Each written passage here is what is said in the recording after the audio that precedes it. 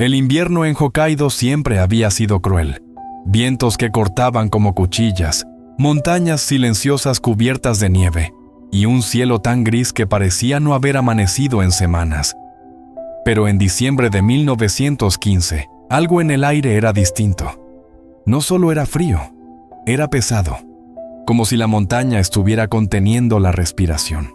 Sankebetsu era una aldea pequeña, de casas hechas con madera apretada y techos bajos, construidas para resistir tormentas de nieve. Allí, los habitantes vivían del cultivo de soja y la caza ocasional. Todos se conocían. Todos confiaban unos en otros. Pero ni el hombre más viejo del pueblo podía imaginar el horror que se avecinaba. Los primeros indicios no parecían fuera de lo común. Un gallinero destrozado, huellas en la nieve más grandes que cualquier otra vista antes. Algunos decían que era solo un oso pardo buscando comida antes de hibernar. Pero otros, los que sabían leer las señales del bosque, callaban. Una mañana, un joven regresó corriendo del bosque con los ojos desorbitados. No podía hablar.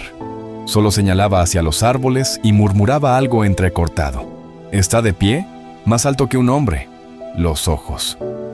Lo tomaron por loco, hasta que vieron los rastros que había traído en sus botas. Sangre.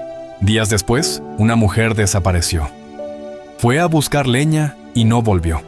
Solo encontraron su sombrero y algo más. Trozos de tela desgarrados e impregnados con un olor fuerte, salvaje. Desde entonces, nadie volvió a salir solo, pero el monstruo no esperó.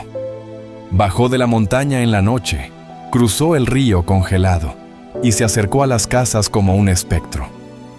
Silencioso, invisible, letal. No era un oso común.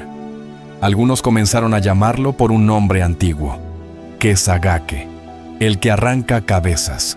Lo que siguió fue una semana de pánico, muerte y una cacería que aún hoy es contada en susurros. Porque nunca antes, ni después, un animal salvaje había desatado tanto terror en una comunidad humana. Este no era un depredador cualquiera, era algo más, y esta es su historia. El 9 de diciembre de 1915, la nieve caía de forma intermitente sobre Sankebetsu. Era una mañana tranquila, sin ruido de pájaros ni pasos en la calle. En la casa de la familia Ota, la joven señora Ab, embarazada de 8 meses, preparaba un caldo sobre el fuego mientras cuidaba a un niño pequeño. Su esposo había salido temprano con otros hombres para revisar trampas de caza. No se oía nada fuera de lo normal, hasta que los perros comenzaron a ladrar con furia. Luego, silencio absoluto, como si algo o alguien los hubiera hecho callar. La señora Abe se asomó por la ventana. No vio nada, pero sintió una incomodidad en el pecho, un mal presentimiento que no podía explicar. Minutos después, un estruendo sacudió la puerta trasera. No fue un golpe normal, fue un embate brutal, como si un tronco vivo hubiese sido lanzado contra la madera. La mujer apenas tuvo tiempo de gritar. Una sombra negra, enorme, rompió la puerta en astillas y entró. El animal no rugió, no gruñó, solo respiraba fuerte, como una locomotora cubierta de sangre. Medía casi 3 metros de altura erguido, y sus ojos brillaban con una inteligencia fría. Era Kesagake. El niño gritó. La mujer se interpuso. No fue suficiente. Cuando los hombres regresaron horas después, encontraron el interior de la casa destrozado. Manchas oscuras cubrían las paredes y el piso. No quedaba nadie con vida, solo fragmentos y un rastro que se dirigía al bosque. Algunos vomitaron, otros lloraron. Uno de ellos juró venganza en el acto. La noticia se expandió como fuego seco. Nadie en Sankebetsu había visto una escena tan brutal. El alcalde local, un hombre sencillo y religioso, intentó mantener la calma. Ordenó que nadie saliera de casa hasta nuevo aviso, pero en el fondo, todos sabían. Si Kesagake quería entrar, cerrar la puerta no serviría de nada. Durante la noche, el silencio tomó la aldea. ni búhos, ni viento. Solo el sonido de las llamas en las chimeneas y respiraciones contenidas. Detrás de cada ventana, ojos atentos. Madres abrazaban a sus hijos. Hombres con rifles temblaban sin admitirlo. El terror ya no estaba en las montañas, estaba entre ellos. Y lo más aterrador era que Kesagake volvería. Había probado el sabor del miedo humano. Y ahora, el cazador conocía el camino de regreso. La mañana siguiente fue helada y silenciosa. El humo de las chimeneas se elevaba sin fuerza, como si incluso el fuego tuviera miedo de arder. Los hombres del pueblo, armados con rifles viejos y faroles de aceite, caminaron en fila hacia el bosque. No hablaban, no bromeaban. Seguían el rastro de sangre y huellas gigantes que se perdían entre los árboles nevados. Las huellas no eran solo grandes, eran anormalmente profundas. Aquel oso no solo era inmenso, estaba herido. Dejaba marcas de garras como cuchillos sobre la nieve. Pero lo que más inquietaba a los rastreadores era la dirección. Kesagake no se alejaba. Daba vueltas, rodeaba la aldea, como si estuviera observando, esperando. En un claro del bosque encontraron restos frescos, huesos rotos, trozos de ropa y lo más perturbador, juguetes de niño. Uno de los hombres, al ver la escena, dejó caer su rifle. Otro, el más joven del grupo, vomitó en silencio. Kesagake no mataba por hambre, mataba por algo más. De regreso al pueblo, reforzaron las puertas con tablones, cerraron ventanas con clavos y organizaron turnos de vigilancia. Nadie dormía profundamente. Las familias se encerraban en una sola habitación, con velas encendidas y cuchillos a mano. A cada crujido de la madera alguien contenía el aliento. 2 noches después, una silueta apareció entre los campos nevados. Era alta, negra. Se movía con lentitud, como si supiera que estaba siendo observada. Los vigías dispararon al aire, pero la figura no se inmutó. Luego desapareció en la oscuridad sin dejar rastro. Era una provocación. Esa misma madrugada, una casa en las afueras quedó en silencio. Un hombre yacía muerto junto a su escopeta rota y su esposa desaparecida. Lo que quedó de ella fue encontrado a 100 metros, arrastrado hasta un riachuelo helado. Alrededor, huellas perfectamente circulares. Kesagake había vuelto y había escogido a su presa con cuidado. La rabia reemplazó el miedo. Los aldeanos organizaron una cacería formal. Reunieron a más de 30 hombres de pueblos cercanos, armados con fusiles modernos. Incluso llegaron cazadores expertos. Se adentraron en la montaña con perros rastreadores y trampas metálicas. Pero no encontraron nada, solo más nieve, más silencio. Kesagake había desaparecido, como si supiera que lo estaban buscando, como si pudiera anticiparse. Algunos decían que ya no era un oso, sino un espíritu de venganza. Otros, más sensatos, comenzaron a temer una verdad ainda más inquietante, que el depredador más peligroso no era solo fuerte, era inteligente. Pasaron 3 días sin ataques, pero nadie respiraba aliviado. Era el silencio antes de la tormenta. Las madres no dejaban a los hijos se alejar ni un metro. Los hombres iban armados a té para buscar agua. Los templos se llenaban de oraciones murmuradas, no por fe, sino por desesperación. Una patrulla nocturna juró ver 2 ojos brillando en la oscuridad, cerca del molino. Al iluminar con las linternas, no había nada, pero el rastro estaba allí. Huellas frescas, enormes, circulando a las casas. Kesagake los observaba cada noche. No atacaba aún. El alcalde de Sankebetsu pidió refuerzos a las autoridades de la región, pero no llegó ayuda. Era invierno profundo, las rutas estaban bloqueadas y nadie quería arriesgarse a enfrentar a una bestia asesina. La aldea estaba sola, una isla rodeada de miedo. Los perros guardianes comenzaban a desaparecer uno a uno. Algunos eran encontrados destripados a metros de las casas. Otros simplemente no regresaban.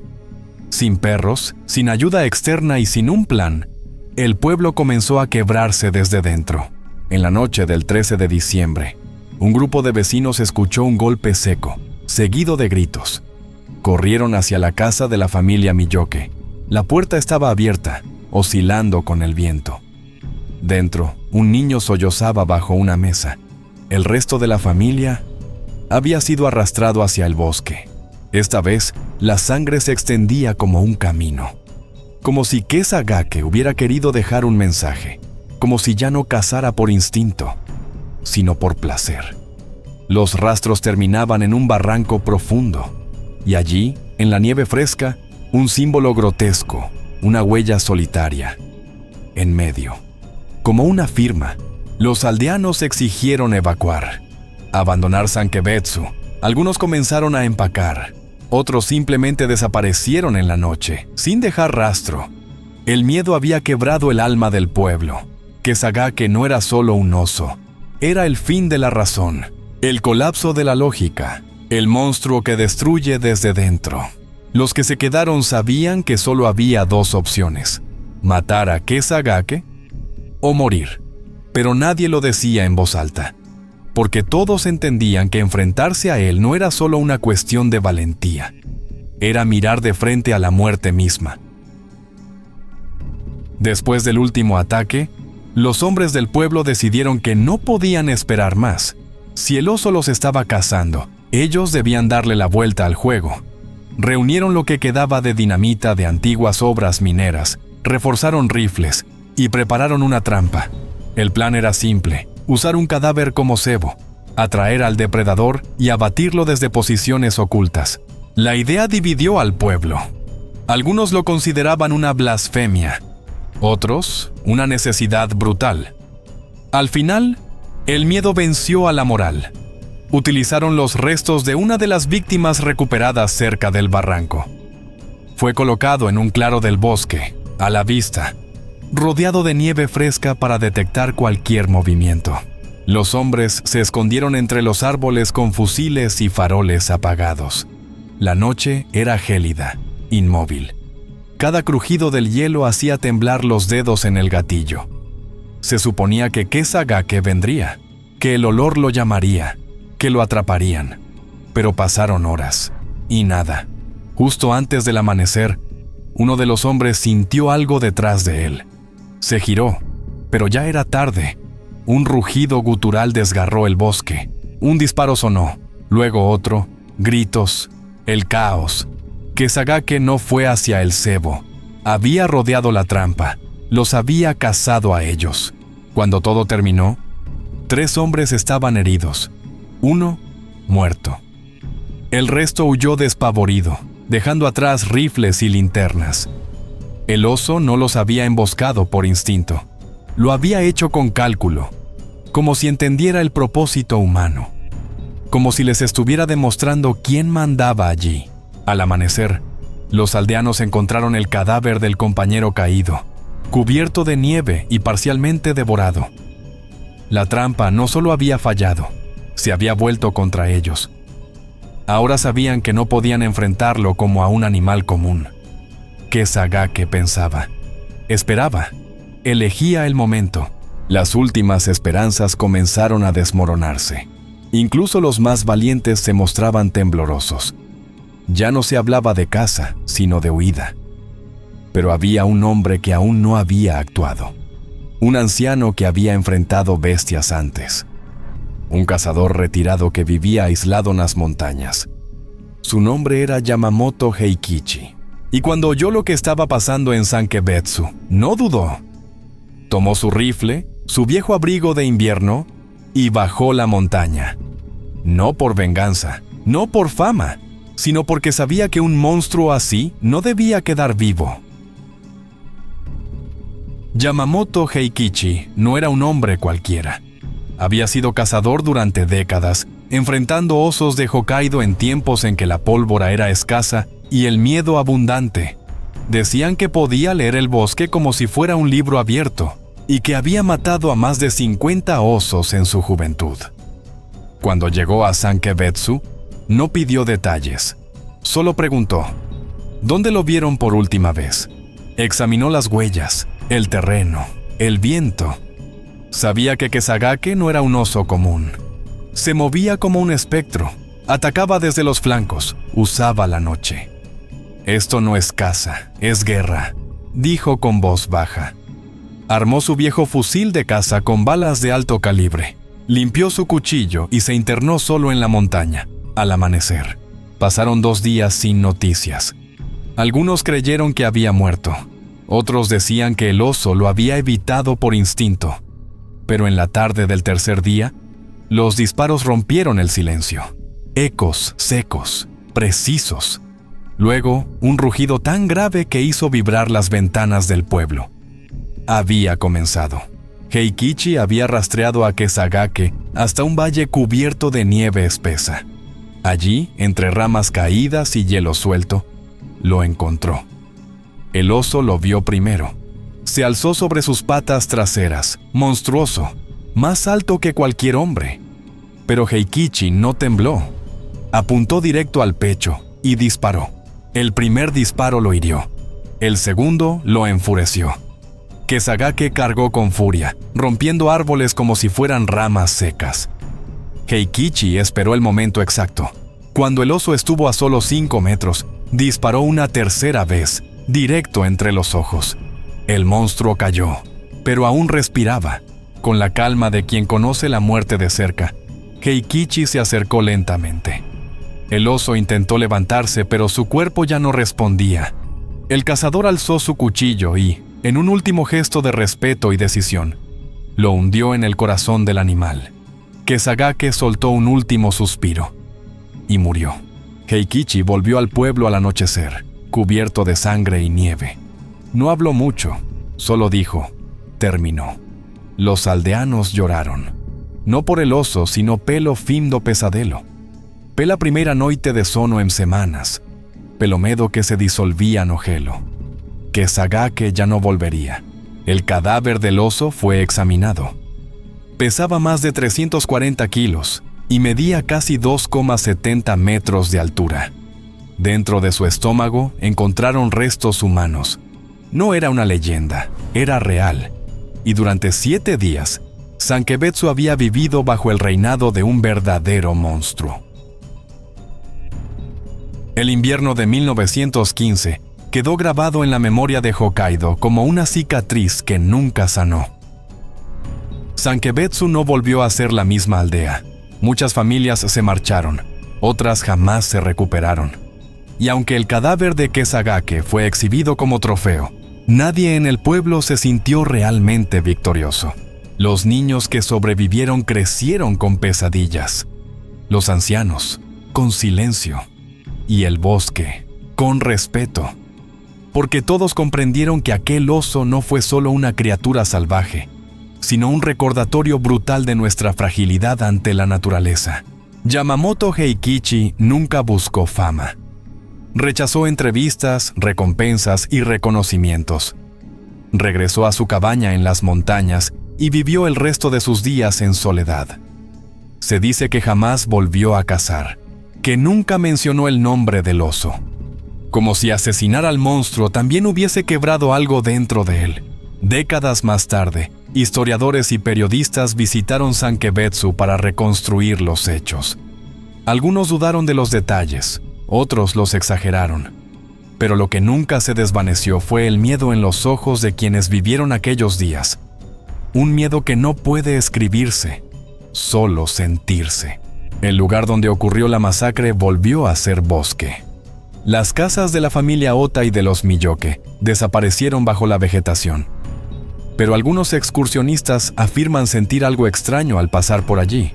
Un frío repentino, un silencio demasiado espeso, como si la tierra aún recordara. Hoy, el caso de Kesagake es estudiado en libros de zoología, comportamiento animal y hasta criminología. Porque su historia plantea preguntas inquietantes. ¿Actuó por hambre, por trauma o por algo más profundo? Algo que ni siquiera entendemos. Con el tiempo, los aldeanos dejaron de contar la historia. Tal vez por miedo a despertar algo dormido. Tal vez porque comprendieron que hay relatos que es mejor no revivir, que hay monstruos que no deben ser nombrados, porque cuando la naturaleza nos mira a los ojos, a veces lo que devuelve esa mirada no es un animal salvaje, es el reflejo de nuestro propio terror.